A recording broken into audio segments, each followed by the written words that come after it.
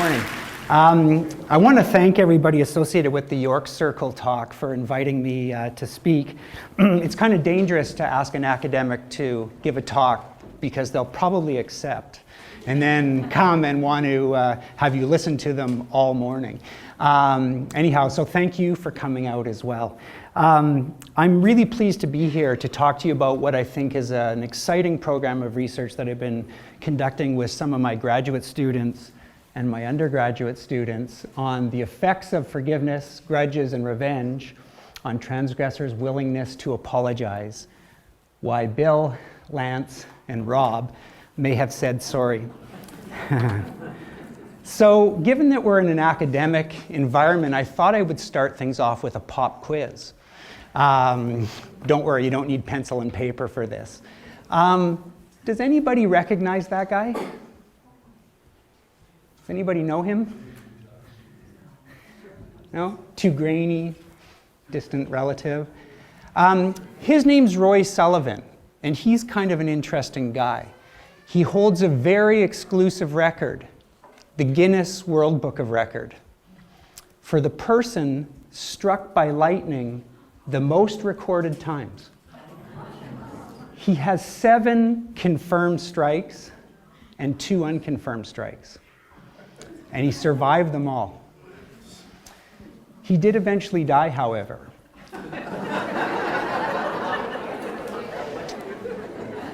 But it had very little to do with the atmospheric lightning that he experienced. Instead, it had to do with the romantic lightning he experienced. And sadly, Roy took his life because somebody broke his heart and ended an important relationship. And the reason I use such a dramatic example to begin my talk is I think it reminds us how important interpersonal relationships are in our life. But how do researchers know that interpersonal relationships are important? If they are important, they should probably manifest themselves in a lot of different areas, maybe in important life goals, maybe in terms of our well-being, and maybe in terms of our behaviors that we engage in. In terms of important life goals, we know that without other individuals, we would not survive. Children who are kept close to their mothers and caregivers clearly are nourished and protected from harm. Probably your mother told you there was safety in numbers. We know that many are stronger than one. And also, interpersonal relationships are really crucial to our gene promotion. We know that adults who form attachments with other adults are much more likely to reproduce and to raise their children to maturity.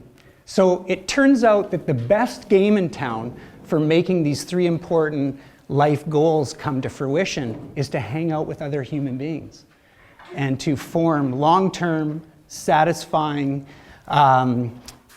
meaningful kinds of relationships, trusting relationships as well. But don't just take my word for it. What does some of the research tell us about the relationship between well-being and interpersonal relationships? We know that people who are in close relationships are happier than people who are not.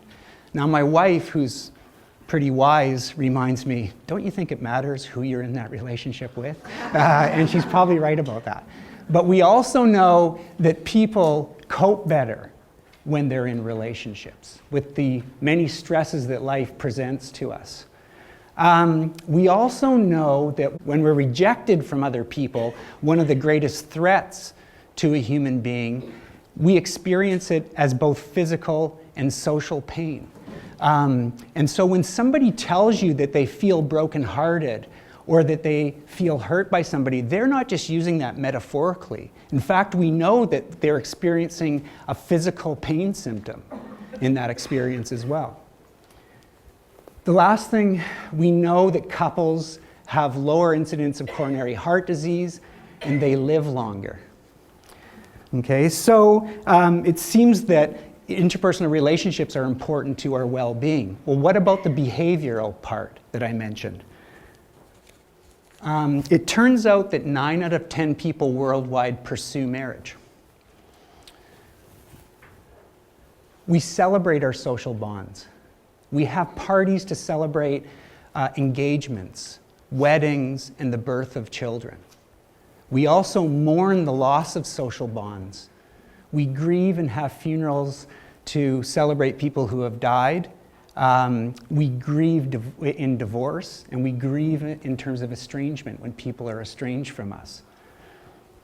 Let's not forget the billions that we spend on making ourselves attractive and the behaviors we engage in, right? From the clothing industry, to the cosmetic industry, to the cosmetic surgery industry, to the diet industry, to the exercise industry, in order to make ourselves attractive to other people.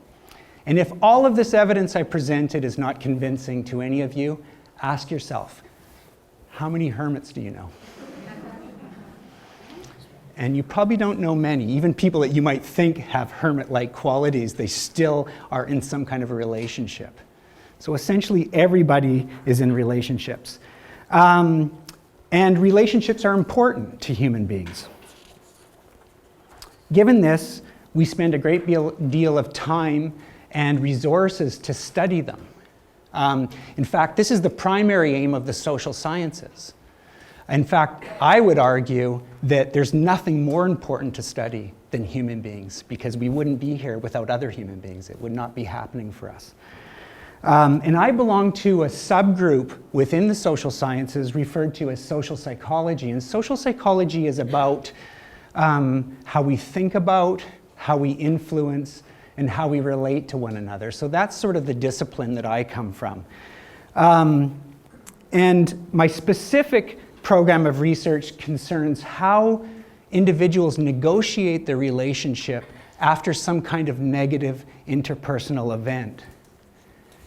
My specific program of research is concerned with the idea that people spend a lot of time initiating, developing, and maintaining relationships because social bonds are important.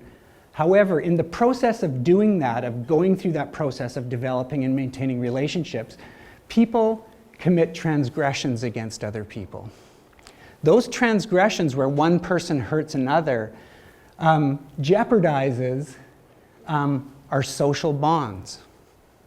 And this sets up a very important problem for human beings to solve. Throughout our evolution, this has created an important problem for human beings to solve. For the victims of those transgressions, the people who come out on the short end of the stick,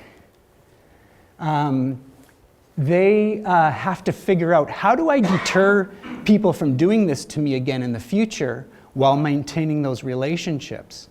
Transgressors also have problems to work out. They have to figure out, how do I allay concerns about my future transgressions and maintain those relationships?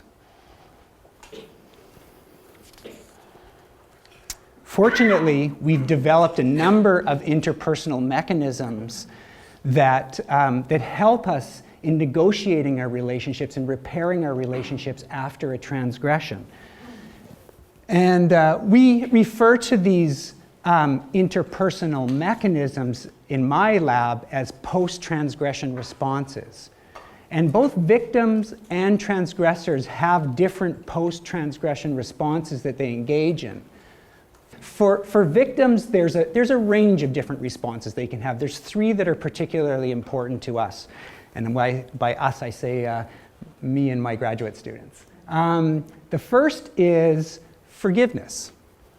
And there's lots of different definitions of forgiveness. The ones that academics sort of cling to is this one here. And that is just, it's a simple decision to let go of negative sentiment that we have towards a transgressor and replace it with positive sentiment.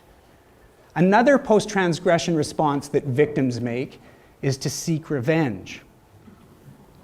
And revenge is essentially a decision, again, that the victim makes to harm the transgressor in response to a perceived harm.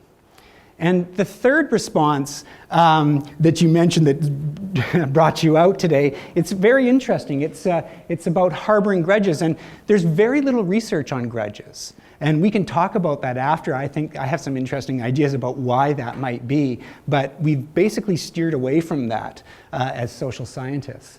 But if forgiveness is all about letting go of negative sentiment, grudges are all about hanging on to that negative sentiment. And each of these have motivational underpinnings. We do these things for different reasons. Anyhow, it's basically accepted that people who forgive are much more likely to repair their relationships than people who harbor grudges and seek revenge. Okay, so given its importance, given the importance of victims' post-transgression responses in the negotiation of relationships, the repair of relationships, it's important to figure out what are the factors that influence it. And probably one of the factors that's coming to your mind, which came to researchers' minds, was to look at when transgressors apologize. And I might as well throw that up there.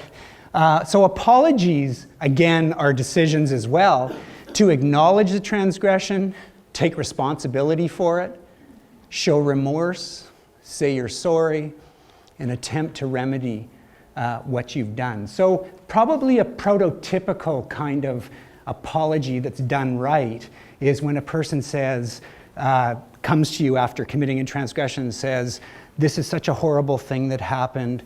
I'm totally responsible. I know I hurt you. I feel bad about it. I'm so sorry. Let me try and fix it. And that would sort of be what goes into a prototypic transgression apology. So research shows us that when transgressors do apologize, it turns out that victims are much more likely to forgive. That's not going to be shocking to anybody. Makes a lot of sense. And neither will this. If the transgressor apologizes, you are much less likely to seek revenge and to harbor grudges against the person. So there's a lot of functional value in apologizing. It has a great effect, right? It can repair the relationship. Maybe it will be surprising, maybe it won't. Given its importance, it's surprising to me at least that transgressors are reluctant to do it.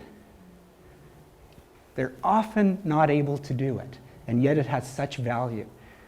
As the following examples illustrate. I did not have sexual relations with that woman, Miss Lewis. I've said it for 7 years. I've said it for longer than 7 years. I have never doped. I do not use crack cocaine, nor am I an addict. A comment on a video that I have never seen or does not exist. So, some examples keep giving.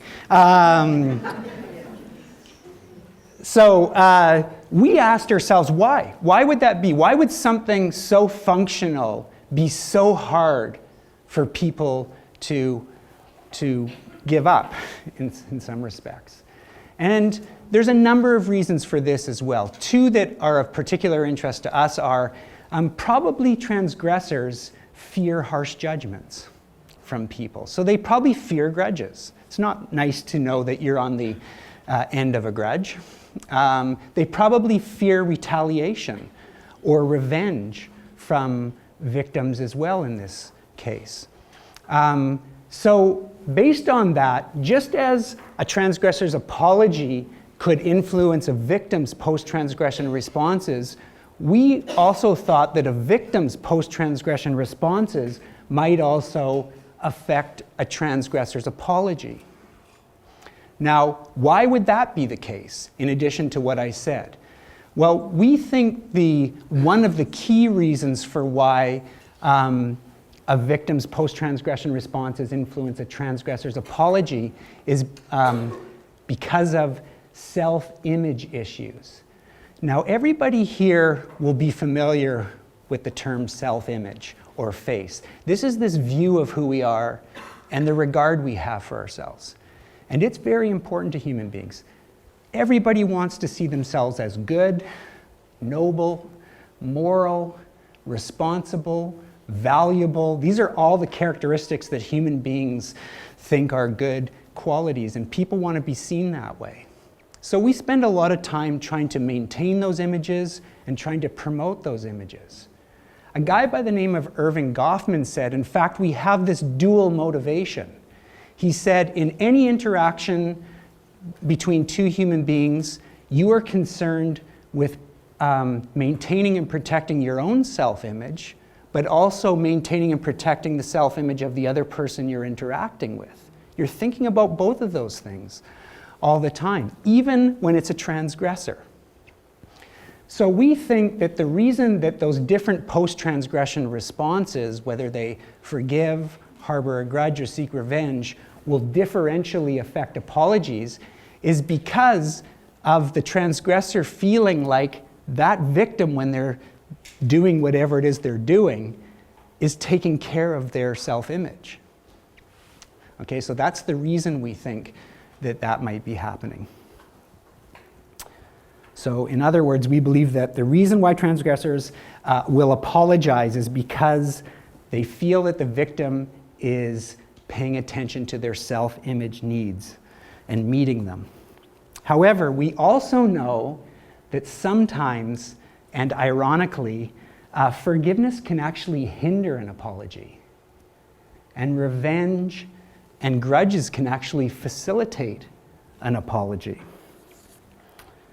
So for example, with forgiveness, although it will often, when you extend an olive branch to somebody, they may apologize in that situation. But another thing that can happen there is when you forgive, is you can be treated like a doormat by that person, and they might think, well, I can do whatever I want to do, and so I don't need to apologize in this situation. So forgiveness can actually trigger apology, but it can also diminish that as well.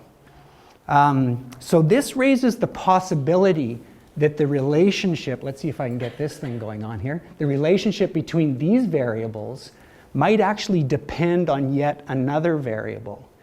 And one of those variables we think it depends on is when the post-transgression response is either expressed indirectly or directly. So what do I mean by that? Well, an indirect expression of a post-transgression response is when there is no reference to the transgression or the response. So let me use forgiveness as an example here. If I was going to use an indirect expression of forgiveness, I might say, oh well, no worries, let's go for lunch, kind of thing, okay? In contrast, if I wanted to make a direct expression of that, I would make reference to the transgression and the response. So keeping on with the same forgiveness example, I might say, I forgive you for hurting me. The first one seems a little bit more sensitive to your image. The last one makes me seem a little holier than thou in some respects. So the way that these things are expressed might influence how you respond to them. Based on this theory and the research question, based on this theory and these ideas, we asked ourselves several research questions as well as proposed several hypotheses. But before I get into those, just want to take everybody's temperature. How are we doing here? And I don't mean that just physically, but in terms of your understanding. I got a question that came up, so I wanted to ask, how are you with questions? As long as we don't go too far afield and I can stay on track. So if you want to save it till the end, or I'm happy to. I think it's on track. Okay, great.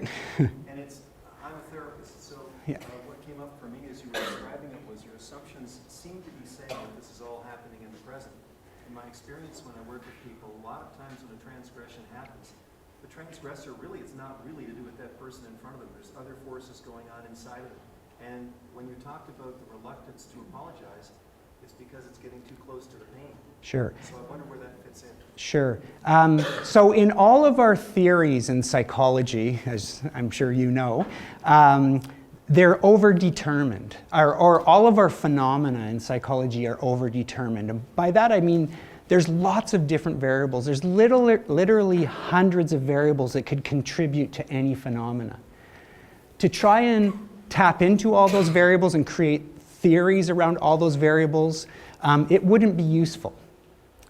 it would be overwhelming. So what we try and do is select as few variables as possible to account for as much of some phenomenon as possible. So there's lots of different factors that will contribute to these things, some of the ones you've talked about. But the theory that I'm using focuses on these, so I'm only trying to explain a small percentage of apology there, and it can come from a lot of different sources. There can be all sorts of baggage. So that would be my answer to that question, okay? All right, so what were my research questions? We had 3. The first one was, do these victims' post-transgression responses affect apology? The second one was to ask, so why do victims' post-transgression responses affect apologies? Some transgressions are bigger than others. And then when? So our research questions was, does this victim post-transgression response have an effect? Why does it have an effect? And when does it have an effect? Does it matter? And I've conducted a couple of studies to test these questions out. And based on this, we had 3 different hypotheses. So our first hypothesis addressed the question, is there an effect of post-transgression responses on apology? And let me just get you situated here a little bit. I always find when people throw graphs up, I go, like this, and by the time they take them off, I finally calm down. So let me walk you through. Again, we're interested in the effects of victims' post-transgression responses on apology. So on our x-axis here, or our horizontal axis, I have our 3 variables, forgiveness, revenge, and grudge. And on our vertical axis here, I have apology. Now, it doesn't matter what our scale is on our vertical axis. It's easier for you to understand when a bar is higher, it means more apology. When it's lower, it means less apology. So our predictions are probably the exact same ones that you would make. And that is that forgiveness should produce more apology than revenge. I'm sure most people would have made that prediction in the room. As well, we think that forgiveness should produce more apology than a grudge. Now you'll notice we make no prediction about a difference between revenge and a grudge, and that's because the theory that we are using provides no guidance in terms of what it should be. Maybe there will be a difference, maybe there won't be a difference, but we didn't have a leg to stand on in terms of making that prediction. Okay, so that's our prediction about the effect of a victim's post-transgression response on apology. But for a social psychologist, I mean, it's important to be able to say this. There's an effect of this variable on something else, but it really becomes interesting to a social psychologist and really becomes psychological when I can tell you why that is. And so our next hypothesis had to do with that. So here again, we're trying to explain, why does a victim's post-transgression response relate to a transgressor's apology? And as I mentioned before, the reason we think is because of the transgressor's self-image. In particular, we think when a transgressor receives a forgiving response from the victim, they will feel like their self-image needs have been attended to. In turn, if they feel like their self-image needs have been attended to, they will offer up an apology. So the reason that post-transgression responses influence apology is because the transgressor feels like their self-image has been managed. So as I mentioned before, I have 2 studies to test these 3 hypotheses. Okay, so I've talked to you about that there should be an effect.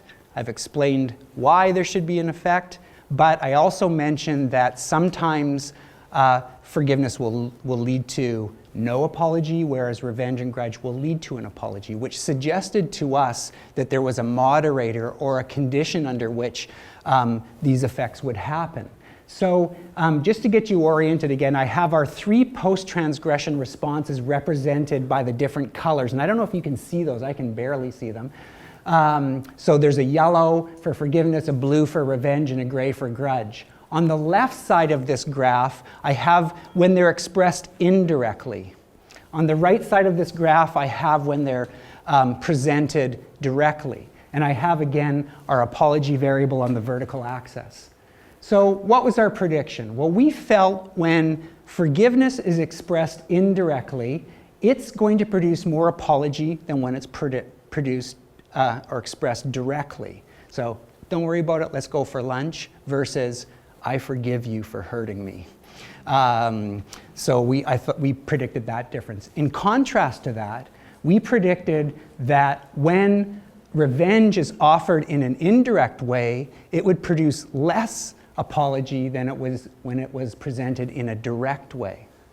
And we made the exact same prediction for grudge.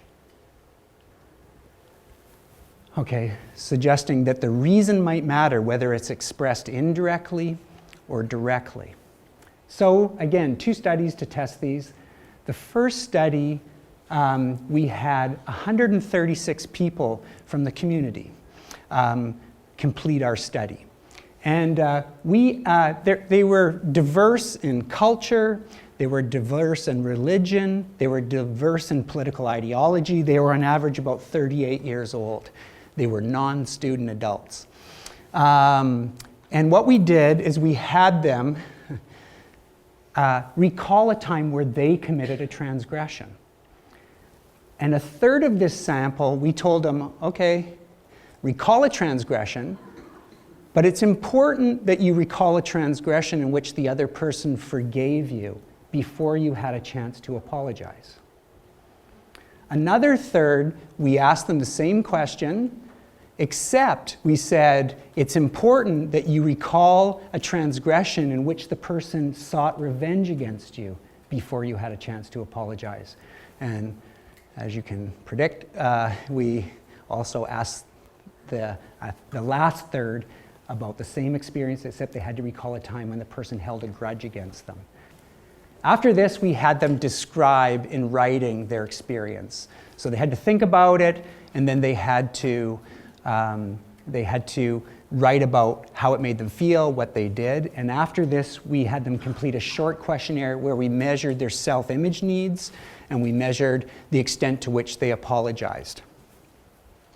And what did we find?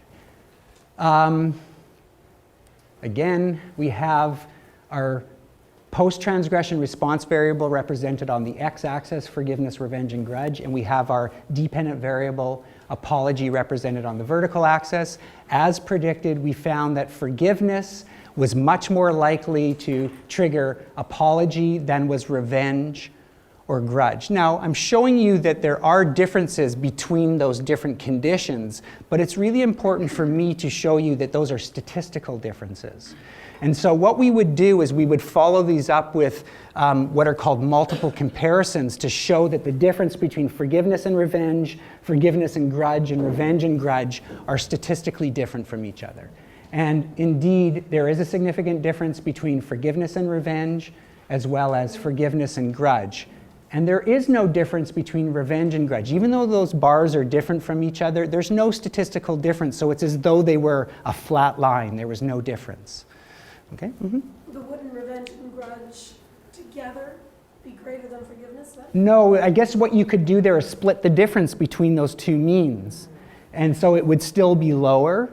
That's an interesting question you're asking, though, because that might suggest to a researcher, do I really need to manipulate grudge and revenge if the response is the same? Why don't we just call this unforgiveness, which is what we do in the field, and just combine it together? Because it costs money to run an extra condition. You got to pay a confederate. You got to do all sorts of things to. The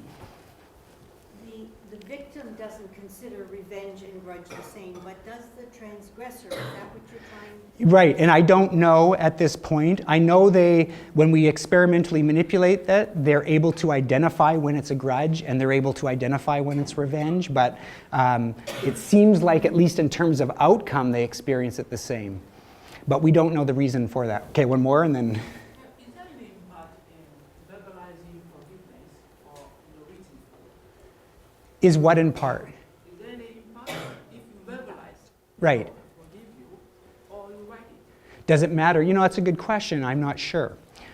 we've done both, and I've never compared those studies. So sometimes we do face-to-face in the lab. In fact, I'm going to talk about that. And sometimes we actually use the internet. We conduct our studies online, and so they receive a written. The responses are the same, but I'm not comparing between or among those studies to test that out, but it could be interesting. Okay, so I've demonstrated to you that the post-transgression response has an effect, as we predicted, but I still haven't shown you why that is. So we ran a separate set of analyses to look at the relationship between a victim's post-transgression responses and a transgressor's apology, and indeed I am able to report that the reason that a victim's post-transgression responses influence a transgressor's apology is because the victim's PTR relates significantly to a transgressor's self-image needs, and indeed those self-image needs then does predict that they will apologize. Okay?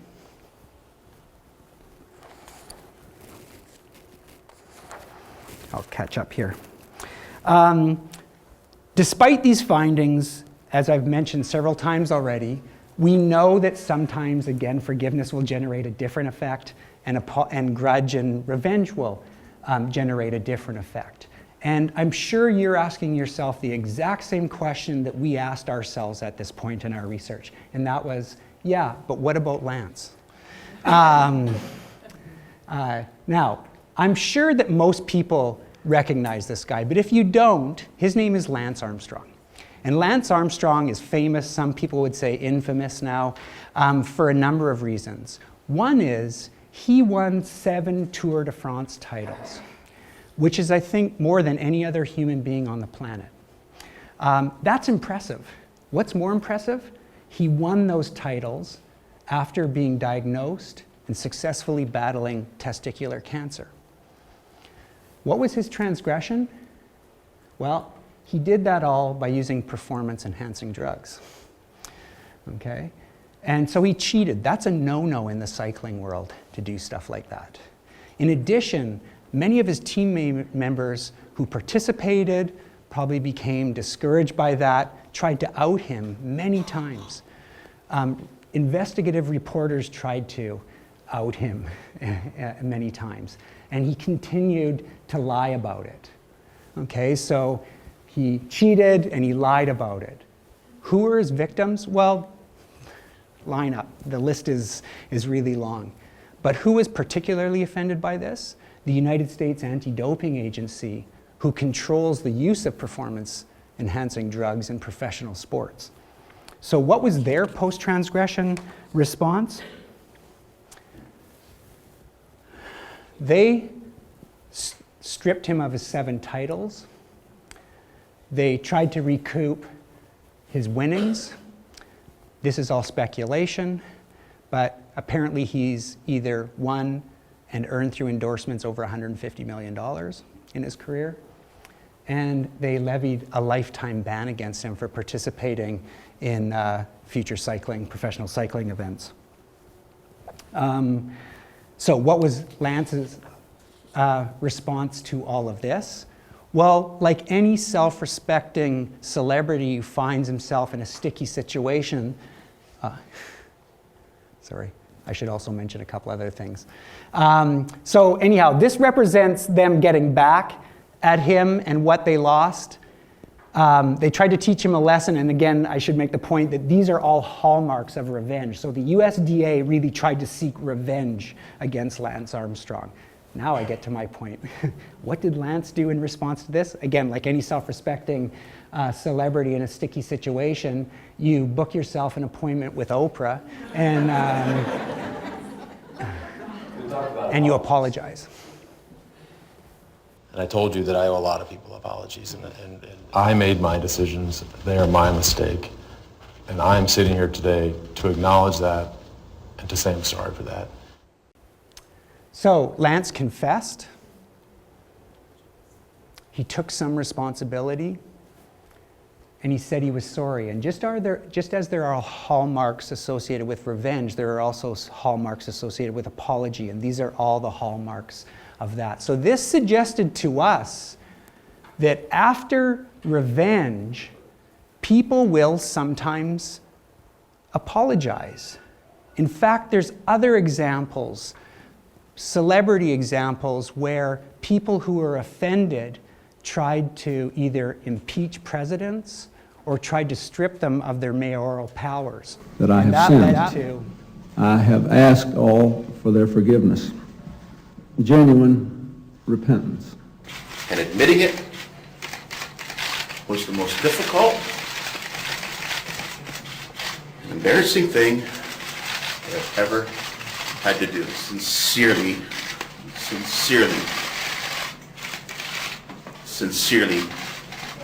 apologize. I debated whether to include that after this past week, but couldn't help myself. So in our second study, we asked ourselves, do those effects of a victim's post-transgression responses matter in terms of whether they're expressed directly or indirectly? It was quite clear the US Senate, the Toronto City Council, and also the United States anti-doping agencies were trying to get back at these guys for perceived transgressions. So in study 2, we decided to bring our work from the community into the lab. And we had 214 undergraduate students participate in this study. And what we did is we had our participants come into the lab and we sat them down beside another supposed participant who's really a Confederate, somebody that I employ to help me manipulate my variables. They're essentially actors. And their task was going to be to work together on a game of Boggle, and I'll get into that in a second. And they were going to participate as a team against another supposed team that was located somewhere else in the university, and they were going to interact online. Now, what's Boggle? I'm sure many people have played it. It's a word search game. And essentially what it happens is you're presented with this grid of letters, and your job is to find as many words as possible in that grid in an allotted period of time. The person who gets the most words wins the game. So our participants were playing with another participant, and their task was to work together, but not sitting beside each other. They each had to generate their own list, and then their combined scores would be used to compare to this other team that was participating somewhere else. Now, our participants were also told that his partner or her partner, the Confederate, had won 2 previous rounds with two other participants, and they were on the brink of winning $200 if they won this round. So we really laid it on thick in terms of the importance of that. Now, what happened was, well, we used false feedback to manipulate this experience of being a transgressor. It's extremely easy to create victims in the lab. And I mean that in ethical ways, of course, because it's probably even easier in other ways. But it's very difficult as a researcher to make your participants feel like transgressors. Some people have had pieces of equipment that they've been working on and then they collapse. They've had to rig that, but that's really difficult, to do those kinds of things. So I think I had a grad student that came up with this, which I thought was really ingenious, and that was to play this game of Boggle. And what we do is we sit them down after they play their games of Boggle, and we say, okay, you guys lost. Okay, so they lost compared to the other condition. Now, let's look at your scores. Your partner, the guy that just won the last 2 rounds, he did really well. In fact, he even did better individually than the other team did. But you suck. We don't say that. But basically we show them that they basically lost because of your score. Okay. Then what we do is we give them one of 6 different post-transgression responses that are a function of the of the variables we were trying to manipulate. Whether we manipulated the 3 post-transgression responses and we had them either expressed in indirect or direct ways. So how does that translate or turn into an operationalization of that variable? Here we go. Okay, so a unique group of individuals, about 1/6 of them, got a response from the victim that was indirect and forgiving. So that's the top left cell there. And they were told, oh well, no worries, it could happen to anybody. Another separate group of individuals were given a direct forgiving response. They were told, you lost me the game and winning $200. I forgive you. Those people who received the indirect revenge response were given the following response. By the way, I'm not going to give you any ballots for the draw. Now, I should also point out at the beginning of the study, they were each assigned 9 ballots for a $100 draw at the end of the study. And they could divvy those ballots up however they wanted to. They could keep them all for themselves, give them all to the other person, or split them in some way. So that's in reference to that. Those people who were given the direct revenge response were told, you lost me the game and winning $200. To get my revenge, I'm not going to give you any ballots. Pretty clear what's going on here, right? And a similar response pattern for the grudge. Okay, now, what did we measure? We used 2 measures of apology. One is called the Apology Implicit Association Test, or the Apology IAT. And the other one was just a standard apology questionnaire. It had 5 items on it. How apologetic, how sorry would you be in this situation, or were you in this situation? Now, the Apology IAT is a reaction time measure. And what I mean by that is we have our participants sit in front of a computer, and they're presented with the target, the victim. And then they are asked to associate that target either with non-apologetic type of words or apologetic type of words. And they have to do this by pressing certain keys on the computer as fast as they can. The idea here is that the quicker they associate the target with apologetic words versus the unapologetic words is reflective of what's going on in terms of their inner workings. And so they're not really thinking about it. They're not able to think about it because they have to respond so quickly. And so it's, in a way, a pipeline into the inner workings of people. I can talk more about that after. And again, we also measured it in terms of the standard questionnaire. What did we find? Well, again, we have our 3 post-transgression responses, forgiveness, revenge, and grudge, reflected in the gold, blue, and the silver bars. Half of those participants received those post-transgression responses using an indirect expression, and the other half a direct expression. Our dependent variable, apology IAT, on the vertical axis, again, forget about the scale, it doesn't matter. Bars that go up mean more apology, bars that go down mean less apology. As predicted, within the indirect set of expressions, forgiveness produced more apology than did revenge, as well as grudges. Within the direct expressions, we found almost the opposite. That when there's direct forgiveness, it is inferior to revenge and grudges. Again, suggesting that it matters how you present these post-transgression responses to people. Now, as I mentioned in the last study, it's important for me to also demonstrate to you that these are not just mean differences that go up and down, but that they're statistically different. Okay, and so we do a whole host of multiple comparisons in here. Within the indirect set of expressions, I'm able to report that there's a statistical difference between forgiveness and revenge, as well as a statistical difference between forgiveness and grudge. And there is no difference between revenge and grudge. Within the direct expression, we found a statistical difference, as predicted, between revenge and forgiveness, and grudge and forgiveness. Now that's one set of comparisons where we look at the difference between the different PTRs within indirect and direct. It's also important for me to show you that there's differences between indirect and direct within each of those post-transgression responses. So I'll just whip through this. There are the differences as we would have predicted.